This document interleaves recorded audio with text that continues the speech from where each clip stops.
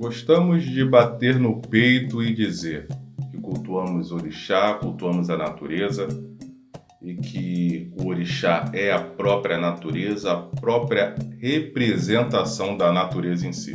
Bom, se você não me conhece, eu sou Tom Lorê e nesse vídeo eu vim conversar com você sobre como fazer, qual a maneira mais correta de se fazer oferendas. Qual a maneira mais adequada de se cultuar o orixá, a natureza, sem ofender a própria natureza.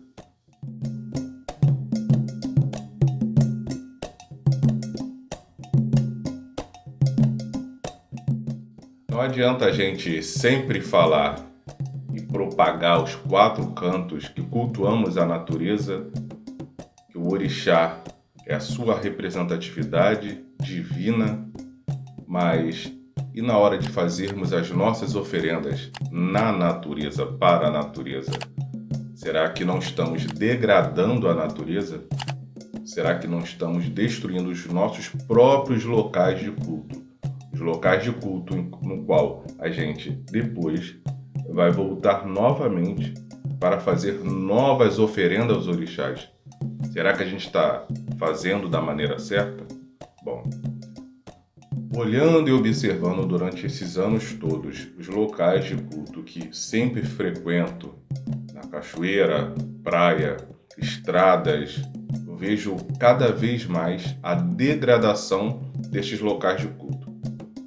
Eu estou falando da degradação feita com oferendas, a degradação feita com ritos próprios das religiões de matriz africana, independente da denominação, mas ritos que são próprios das religiões de matriz africana. Ritos, oferendas que sujam, denigrem e maculam esses locais de culto.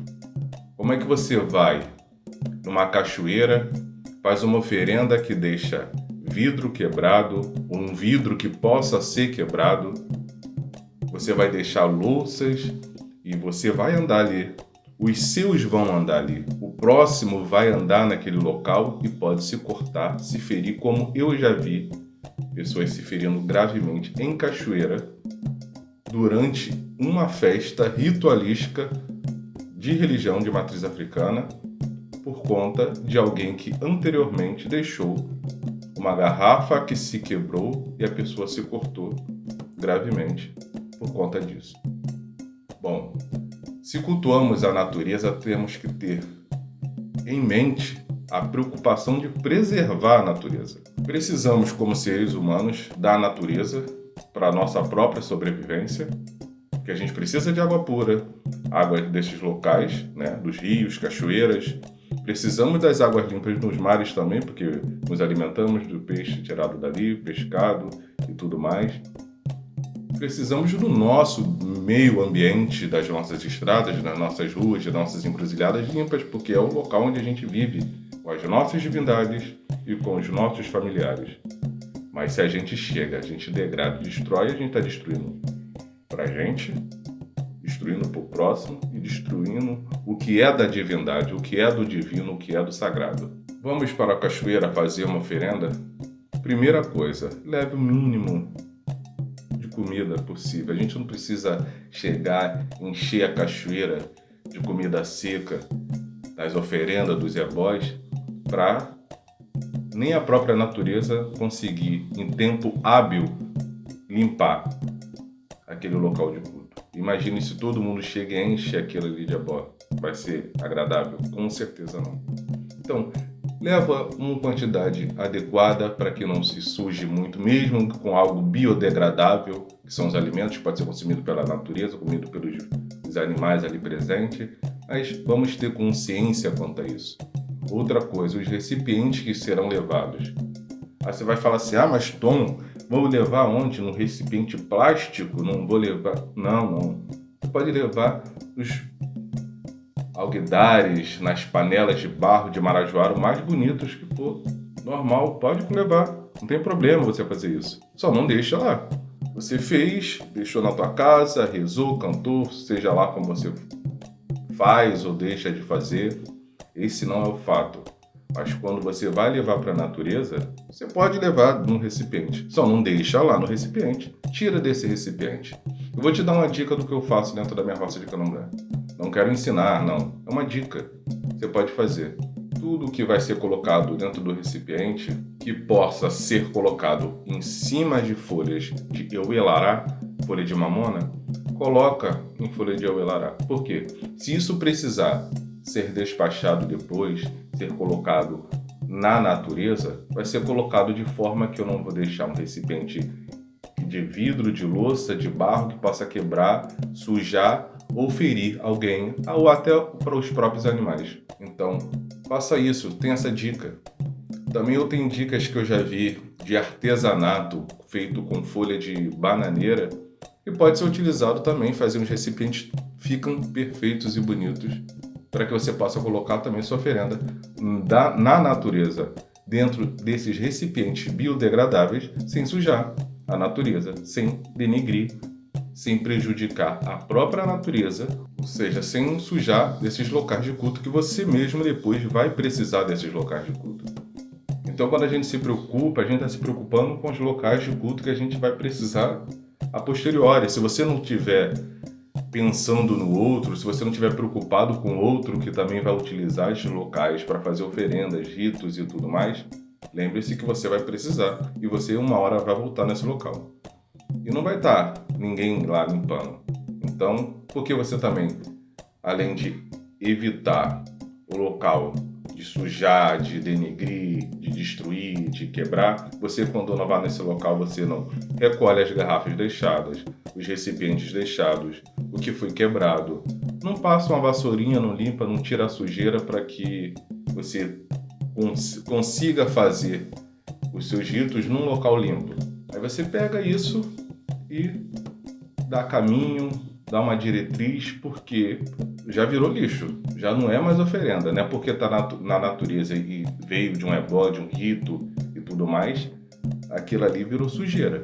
Então, pode levar, pode botar num saquinho biodegradável e levar depois para o lixeiro. Normalmente perto vai ter sempre um local com uma lata de lixo, coloca. Porque, mas vai jogar o resto do ebó de alguém no lixo. Bom, todo o local que são deixados os lixos são natureza, né? Só que aquele local da natureza foi também, de certa forma, separado para tratamento do lixo. Preparado, o terreno preparado para não sujar os lençóis freáticos, né? E chorume para os mananciais, para rios, para nascentes e coisas próximas, mas também é um local dentro da natureza. Então, qual seria o problema? Você não pode tratar os locais de culto como uma verdadeira lixeira, que é o que a gente encontra atualmente. É ver que esses locais estão virando uma lixeira. As pessoas que não estão sabendo cultuar o orixá e levando para esses locais de culto praticamente a sua casa de candomblé, lá tudo que foi utilizado e colocado nesses locais, a encher de animais mortos, de bicho podre, num local onde as pessoas vão muitas das vezes para curtir a natureza, tomar um banho na cachoeira e tudo mais, e os locais estão assim, que a gente quer ser visto como? Bom, primeiro que o mínimo deve sair no Erupim de um animal sacrificado. Assim eu aprendi o candomblé e eu assim eu acredito que deva ser em todos os locais. Porque desde o momento que a gente cantou, sacralizou e abateu ritualisticamente aquele animal deve ser utilizado tudo dele dentro da roça de candomblé. Tudo dele. Se você pega um abucó, se você pega um bicho de quatro patas e você abate, você vai comer a carne, e todos os outros elementos vão ser devidamente preparados. O couro vai ser utilizado, tudo vai ser utilizado, tudo é utilizado, tudo.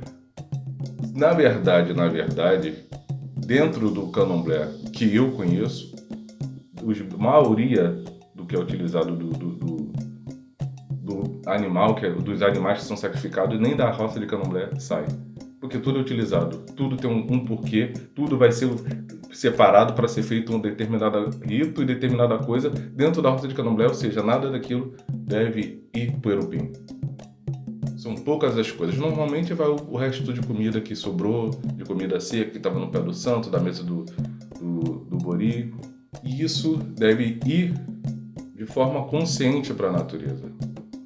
Se você tem criação dentro da rota de candomblé, pode colocar essa comida que levantou para a criação comer, de forma que também não prejudique a criação, dependendo de que você vai colocar, para que criação você vai colocar. Então a gente tem que começar a olhar para que a gente suje menos o que está do lado de fora, a natureza que a gente mesmo vai utilizar depois. As pessoas não estão tendo consciência ecológica, não estão tendo consciência com a natureza, não está tendo consciência com o nosso sagrado, com o que a gente cultua, como a gente... É incompreensível uma pessoa de candomblé não ter consciência, não ter consciência ecológica. É incompreensível como a gente cultua a natureza e não tem respeito e responsabilidade com a própria natureza. Com desperdício de água, com mau uso de árvores e de folhas e tudo mais. Se a gente precisa, não tem como cultuar o orixá sem a natureza. Bom, eu espero que você tenha gostado desse vídeo, desse bate-papo, que a partir desse momento você crie mais consciência, caso não esteja claro, caso não tenha, é claro. Você crie mais consciência ecológica, mais respeito e responsabilidade com a natureza, com o que é sagrado dentro do culto, né, afro-brasileiro. E se você ainda não é inscrito no nosso canal, não deixe de se inscrever, pois colocamos aqui vídeo toda semana sobre história e cultura das religiões de matriz africana. Eu me despeço de você, vou ficando por aqui e até o próximo vídeo. Tchau!